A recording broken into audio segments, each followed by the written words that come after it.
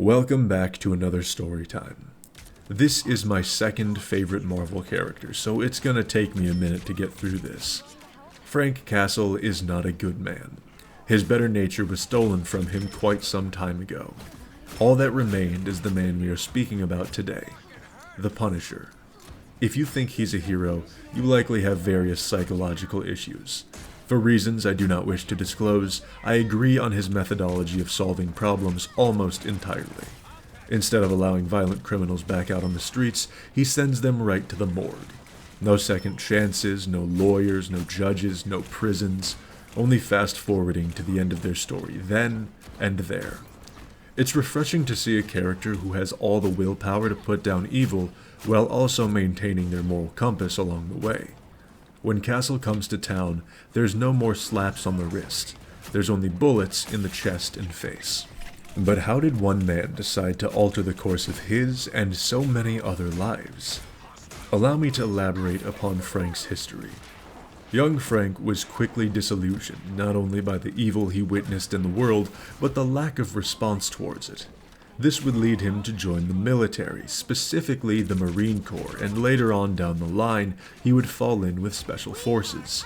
Frank wasn't the best soldier there had ever been, but he sure as shit was the most dangerous. Eventually, Frank returned to the States and met Maria, the lovely woman he would go on to marry and father 2 children with. She had the uncanny ability to soothe his tortured mind and provide him with peace. Nothing supernatural, no manipulation, just the love of a good woman.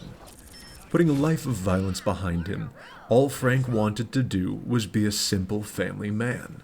Fate would not be so considerate of this. Upon his retirement, Frank worked as a Special Forces instructor and was set to receive an award from the president. This would prompt his family to have a picnic in Central Park. This day would be the pivotal moment in which Frank Castle became the Punisher. During their outing in the park, Frank's family witnessed a mob hit taking place. The murderers, not wanting witnesses, then opened fire upon the family and fled the scene. Frank ended up surviving what would be a fatal gunshot wound to the head for anyone else, and was never the same. In his mind, that was the day that Frank Castle, ex-Marine, family man, loving husband and father, had died. Now there is only the Punisher, a man propelled by singular purpose, to exact revenge upon all who would victimize others by any means necessary, beginning with the Mafia. In a world of aliens and supervillains, this man manages to be one of the deadliest beings to face off against. This is because if you are in the Punisher's sights, he's not going to capture and hope you rehabilitate yourself. The role that he plays is not that of an anti-hero bending the rules. He's a mass-murdering psychopath that just happens to have a good set of morals to guide him. He's well aware that he's no hero, and he's not afraid to show that. I know I said I wouldn't divulge my reasoning, and I stand by that, but I'll let you have a few breadcrumbs. The only guaranteed way to stop a criminal is to stop their life. Once you admit that, it's only a matter of defining what act should be answered by death. According to Frank, if you force someone to be a victim, that's valid enough reason as any. We share a sentiment that some sick bastards are wholly irredeemable. They deserve retribution for the pain that they have put into the world. However, in a society that considers itself civilized, justice is not nearly as barbaric as it ought to be. This is because we can't fully put blind faith in a broken justice system. We oft forgo truly severe and irreversible punishment to protect the wrongly accused and convicted. Frank Castle recognizes this and considers himself an answer to the question of, how should you punish the world's most despicable people if you knew you'd always get the right man on the hook? That's the best part about Fantasyland. It allows for ideologies like Frank Castle's to exist without catastrophic incident. Well, provided the writer isn't a fucking moron, but we get into that later. You can write the story so that he doesn't have the human error involved in reality, so that Frank will always get the right guy, and if he kills an innocent, his default response is usually killing himself soon after. What happens when Frank's job is done and there's no more evil left in the world? Not too far off from the last answer, but I'll let the man tell you himself. When it's over, when they're all dead and the war is over, there will still be one bullet left to clear all accounts. Frank knows exactly what he is, and what he deserves at the end of the line. Even he doesn't get to escape the Punisher's judgment, but his message isn't always interpreted correctly. Now I gotta get serious for a moment. Yeah, save your booze and jeers for the end of the show. You guys know I feel an obligation to use my platform for awareness occasionally, so here goes. If you are a law enforcement officer and you have a Punisher decal on whatever it is you're driving around in, you should peel that shit off immediately. In the best case scenario, you make uneducated choices. In the worst, under no circumstance should you be anywhere near the possession of a badge. Now, I judge people on an individual level. Despite my many instances of running into some shitty officers, I don't assume the majority of police are automatically bad apples. But if you adorn your vehicle with the symbol of, I go beyond the law and murder people, that is some unhinged and grossly irresponsible shit to represent yourself with, particularly considering the fact that you swore an oath to uphold the law. As a matter of fact, it's literally your entire job. It makes you look like the people who hang up Confederate rebel flags and go, well, actually, the South just wanted freedom, and this flag represents that.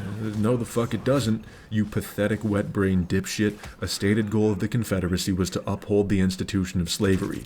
Go back to 5th grade if you have not gotten that through your skull. So after all this talk about how the Punisher is not a good person, how the hell did he wind up being my second favorite Marvel character? I believe a necessary evil is exactly that. Necessary. If you put somebody's lights out, you eliminate all chances of them grasping any shred of redemption in their life. That's true. But you also prevent them from harming anyone else in the future, and more importantly, you get revenge for anyone they've already harmed. Which brings us to today's segment of, say it with me folks, Batman is a bitch. Once upon a time, Marvel and DC had a little crossover. As a result of this, we got to see what happens when the Punisher is introduced to Gotham. He immediately goes after none other than, you guessed it, the Joker. In short order, he's got the Joker on his knees begging for mercy at gunpoint. Before Frank can pull the trigger, Batman intervenes and once again enables a mass murderer like the little bitch that he is. Remember kids, Batman is nothing without his weird, latently homosexual relationship with a serial killer in a clown outfit. Frank's lethal inclinations have led him to butt heads with many different heroes over the years. I'd even say certain heroes like their villains more than they like Frank. He's typically a street-level guy working with the likes of Daredevil and Spider-Man, but he has had brief interactions with higher-ups like the Avengers, or more particularly Captain America. These interactions usually don't go great. Unfortunate, as Captain America is why Frank enlisted to begin with. The only person who can somewhat relate to him is Moon Knight, and even he thinks Frank is completely deranged. There's been attempts to send Frank to prison, but they've never stuck, kind of proving his point about how it doesn't really work. Unsurprisingly, surrounding Frank Castle with criminals makes a lot of dead criminals on the floor surrounding Frank Castle. Once he gets tired of that, he simply breaks out of prison all over again. Now, occasionally Frank does get powers, but it usually goes fucking terrible, and this is mostly down to shitty writing and story composition. As for the other times, well, do you recall the whole cop thing that I mentioned earlier? Not everyone judges individually. There's some writers that take that and intentionally make Frank look worse for political reasons. We don't need to get too deep into that, it's fucking ridiculous, we're not gonna waste our time with it. He became Frankenstein, he also became the Ghost Rider, which would have been cool, but they fucked it up royally, and the same goes for Punisher Kills the Marvel Universe. Not to mention how they rat-fucked his story with recent iterations. I gesture back towards my statement about politically influenced character assassination. There was that one time Frank and Captain America joined Hydra because time travel shit, and look, all of those that I just mentioned were awful. Nobody liked them. However, John Bernthal did God's work with his portrayal in the Punisher and Daredevil series. We actually got a humanized version of him that we could sympathize with, and I want those writers in charge of all of his stories from here on out. If you haven't seen it, it's absolutely worth your time. I endorse it entirely. I will end this with a request instead of a demand. Can we change the Punisher's character model? Keep the skin, just shape him like Moon Knight. Please.